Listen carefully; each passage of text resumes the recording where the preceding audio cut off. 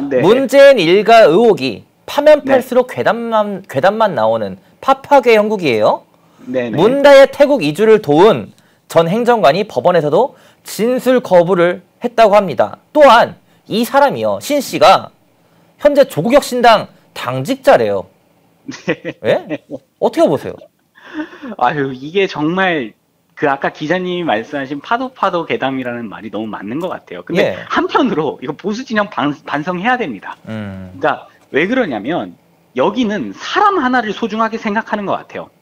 아무리 잘못한 사람이고 수사를 받아야 되는 사람이더라도 자기들끼리 아까운 인재라고 생각하면 계속해서 돌려 쓴다. 근데 보수 진영은 어떻습니까? 우리는 그 한 사람이 어떤 무리를 일으키거나 조금 뭐랄까요? 그 여론의 질타를 맞는 순간 버리죠. 어떻게 보면 보듬어 주기는커녕 그 사람의 활동을 영영 할 수 없게 만들어 버립니다. 그렇죠. 이 부분은 정말 반성해야 된다고 보고요. 예. 두 번째로 하나 더 생각이 나는 게 조국 이제 대표죠. 네. 조국 대표의 딸 관련된 사건에서 그 거짓 증언했던 서울대 직원 예. 향해서 어떤 이제 오늘 뭐 구형이 나왔다라는 뉴스를 제가 본 적이 있어요. 네. 오늘은 아니고 최근에. 예. 근데 그걸 보면서 이 가족은 자기네들 가족이 살기 위해서 다른 어떤 누군가에게 이렇게 큰 피해를 끼치는구나 생각했는데 예. 저는 문재인 전 대통령 일가를 보면서 이게 상당히 겹쳐 보인다. 겹쳐 보인다? 확실히, 네, 그 대통령의 그 참모였구나라는 생각을 많이 했습니다. 그러니까 문재인 전 대통령 일가도 계속 수사에서 다른 어떤 사람들이 계속 피해를 보고 있지 않습니까? 근데 이제 본인들의 방식은 이런 식으로 하면 안 된다. 정치적 보복이다. 자기네들은 잘못한 게 없다. 조금 책임지고 멋있는 모습을 보여줄 필요가 있다라고 저는 생각을 하거든요. 예. 오히려 수사를 시작했으면 당당하게 정말 자기들이 당당하다면 자기는 이런 부분에 잘못한 거 없지만 수사가 시작했으니까 이 뭐 어떻게 보면 삼권 분립에 대한 존중으로 그 수사에 적극적으로 임하겠다. 이런 모습을 보여주고 조금 깔끔하게 자신의 어떤 그 결백을 증명해 나가면 되는데 예. 그런 모습을 보이지 않는 걸 보니 지금까지 나온 의혹들 중에 상당수의 사실이 포함되어 있구나 하는 의심을 하게 만드는 거죠.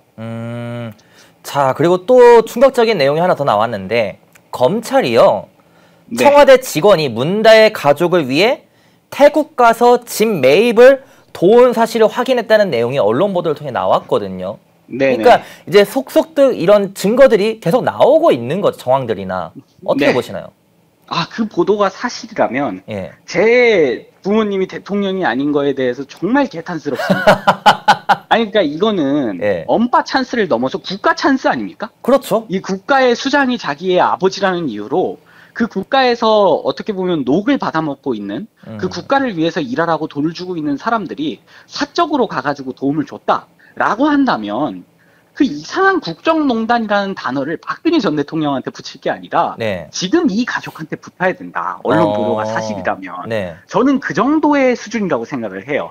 왜냐하면 이 어떻게 보면 정말 이 대통령을 보좌하고 대통령을 어떻게 보면 정책들을 이렇게 이끌어가면서 우리 국민들의 삶을 나아지게 만들어야 되는 사람들이 대통령 일가의 삶을 나아지게 만들기 위해서 어떤 공공의 권력을 이용했다?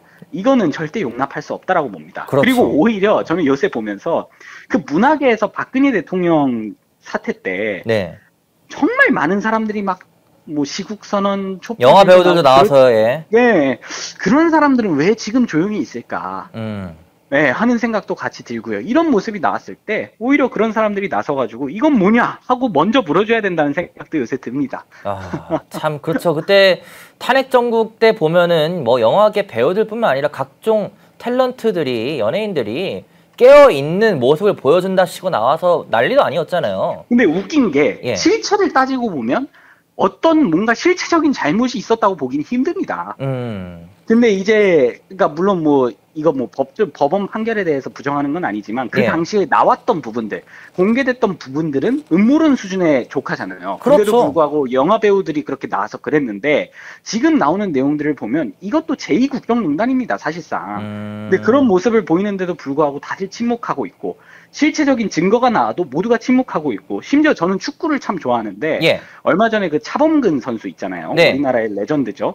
그분은 또 조국 전 장관 관련돼가지고 막 탄원서 쓰고 그런 모습들을 보면 오히려 제가 이분을 너무 존경하고 좋아했던 게 부끄러워지는 순간도 있는 것 같고요. 아, 참, 그러니까 이게 뭐 저희 시청자분들도 문화계랑 스포츠계가 너무나 치우쳐져 있다라고 비판하시는데 좀 각성을 할 필요가 있는 것 같고, 자, 이 윤건영 민주당 의원을 빼놓을 수가 없습니다. 아, 네. 윤건영 민주당 의원이요, 최근에 문재인 전 대통령께서 화가 많이 났답니다. 네. 사돈의 팔촌까지 뒤지다니 라면서 발언을 했어요. 어떻게 보시나요? 너무 무섭습니다. 무섭다. 아니, 농담이고요. 예. 저는 뭐랄까요. 이 치아와라는 종이 있지 않습니까? 예. 강아지. 네. 걔네들이 제일 어떻게 보면 조그맣고 제일 힘이 약한데도 불구하고 으르렁거리고 성격은 정말 어떻게 보면 좋지 않다라는 축에 속하지 않습니까? 맞습니다. 그러니까 빈수레가 요란하다라는 말로도 이제 표현을 할 수 있겠죠. 저는 오히려 윤건영 의원의 그런 말을 보면서 진짜 뭔가 있긴 있구나라는 생각을 강하게 했습니다. 오히려 정말 뭔가 진실이 밝혀지는 게 두려운 사람의 모습이다라고 저는 생각을 하고요. 예. 그 다음에 이 비유를 저는 솔직히 꺼내고 싶지 않았어요. 그 문재인 정권 때 적폐청산을 기치로 내걸면서 심지어는 우리 그 대변인 선배기도 하지만 네. 뭐 문재인 전 대통령을 비판하는 사람을 현직 대통령이 고소한 적도 있지 않습니까? 아, 그렇죠. 그 김정식 전 청년최고위원 후보. 예. 네, 그런 식의 치졸함을 보여준 사람이 예. 지금 와가지고 뭐 이런 식의 사돈의 팔촌까지 뒤지다니 뭐 이런 말을 하는 것 자체가 저는 이해가 안 됩니다. 그 당시에 우리나라의 30대 청년을 고소한 현직 대통령에 참모하는 사람이 와가지고 예. 그런 말을 하면 우리 국민들 중에 몇 명이나 와 정말 잘못됐네라고 생각을 할까요? 저는 오히려 우리 국민들이 지금 검찰한테 화가 나 있다고 생각해요. 화나 있다? 이런 것들 초반에 충분히 밝힐 수 있는 내용 아닙니까? 너무 늦었다 이거예요. 대통령 퇴임하고 난 다음부터 수사를 바로 시작했어야 되는 부분들인데 네. 어떻게 보면 윤석열 대통령 임기도 얼마 안 남은 상황에서 수사가 시작돼가지고 또 이게 막 정쟁의 구도로 들어가면서 잘잘못을 못 가리게 될까봐 예. 조금 우려스럽고 걱정되기도 하고요. 아, 참, 그래서 저희 지금 실제로 많은 시청자분들이 검찰의 수사 속도가 너무 느리다고 이원석 총장은 그동안 뭐 한 거냐라는 비판을 하고 있는데요. 네. 자, 근데 한 가지 더 따져봐야 될 게 지난 문재인 정권 시절을 돌이켜보면은 적폐청산이란 타이틀로 뭐 방송, 언론, 검찰 개혁, 기업까지 다 막 칼질하려 하지 않았습니까?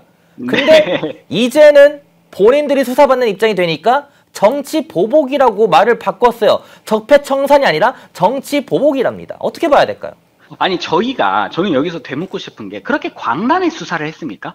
심지어 저는 문재인 정부가 정말 악질이었다고 생각하는 이유 중에 하나가 거기 수사의 방식은 단순 수사가 아니었어요. 항상 여론몰이를 했단 말이에요. 예.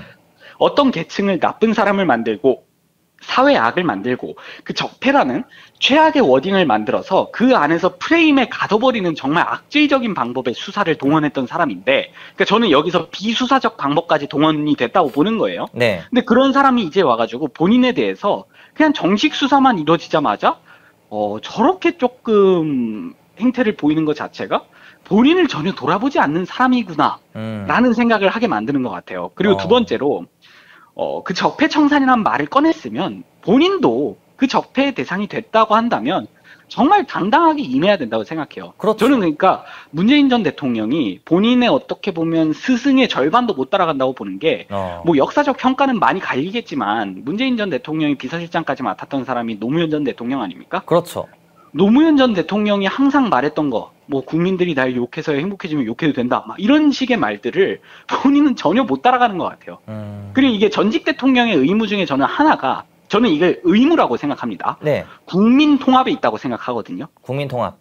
국민들을 통합시키는 역할을 전직 대통령이 해야죠. 네. 근데 지금 국민 통합은 넘어서가지고 민주당 규합에만 힘을 쓰고 있는 것 같다. 그러니까 그런 부분들이 저는 정말 이런 사람한테 우리나라에 5년을 맡겼다는 거에 대해서 너무나 한스럽게 생각이 되고 예. 실제로 그 이후에 우리나라가 여러 가지 부분 뭐 최저임금부터 시작해서 많이 망가진 거에 대해서 너무 안타깝다는 생각이 들게 만드는 것 같습니다. 모두가 숨죽이고 침묵하던 시절 펜앤마이크는 앞장서 자유와 민주를 외쳤습니다. 자유파 정권 탄생을 위해 싸웠습니다. 2024년에도 펜앤마이크는 쉼없이 달려갑니다. 민주주의 최재수의 선봉이 되겠습니다.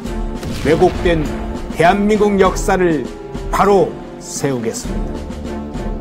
2024년에도 펜앤마이크를 응원해 주십시오.